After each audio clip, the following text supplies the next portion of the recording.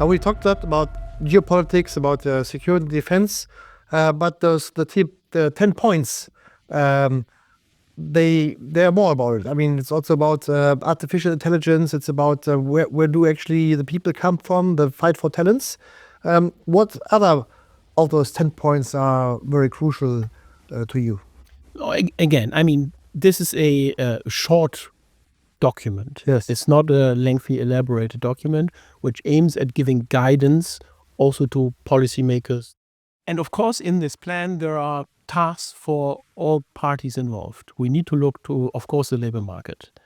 The industry needs to take care of training and education. We need to, as you said, we need to safeguard the talents that we need. We need to optimize production. We need to innovate. We need to sell our products. We need to convince customers. All that is the job of the industry. But at the end of the day, for all these strategic reasons that we mentioned, governments do interfere in our markets.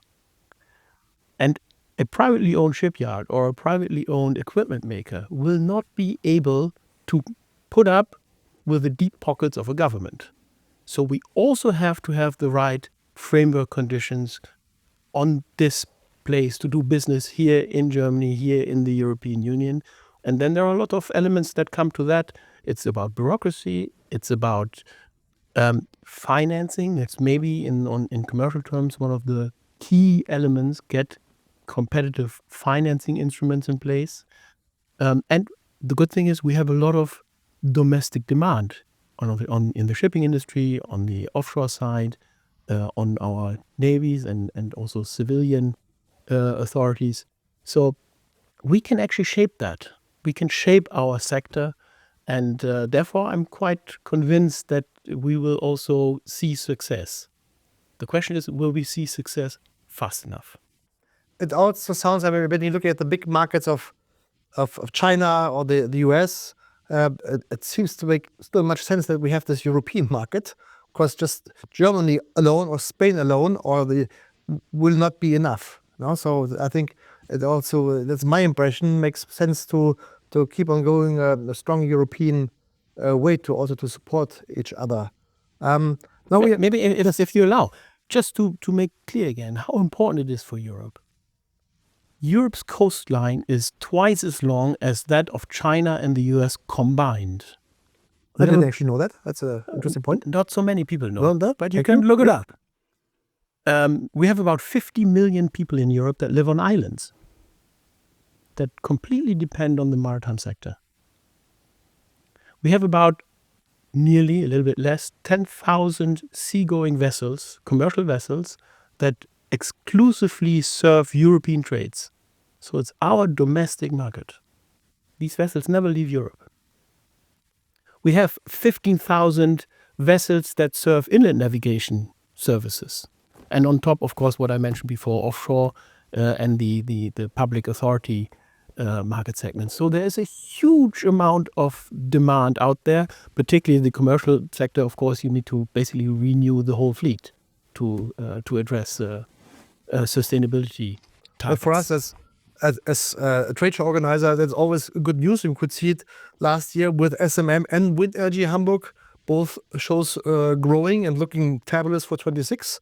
And we even see more and more synergies between SMM and Wind Energy Hamburg again in the offshore part. Yeah. Big, as you said before, a big opportunity for the shipbuilding industry is the offshore wind sector. And by the way, the success of your shows here in Hamburg also shows why is the world coming to Hamburg.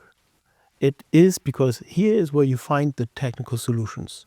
So we are really on top of technology, and that is what we can offer. China is dominating shipbuilding. Last year they have around 3/4 of the world market of all new contracts. So volume, we cannot keep up. But when it comes to top technology, to the better solution, then you will come to Hamburg to see what is actually going on. I like that very much. We have to keep that inside, please.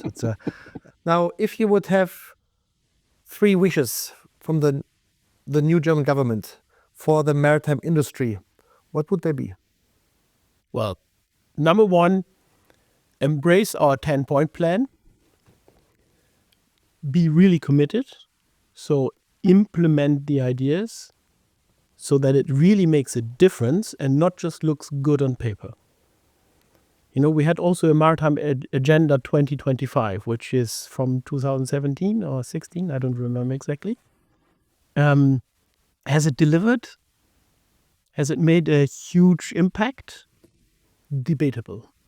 So what we need now is, first of all, the understanding that we need action. And secondly, the real commitment to implement the real change so that we can really get these investments going. The industry will be ready, I'm sure. But we need the framework conditions in order to make this actually work out.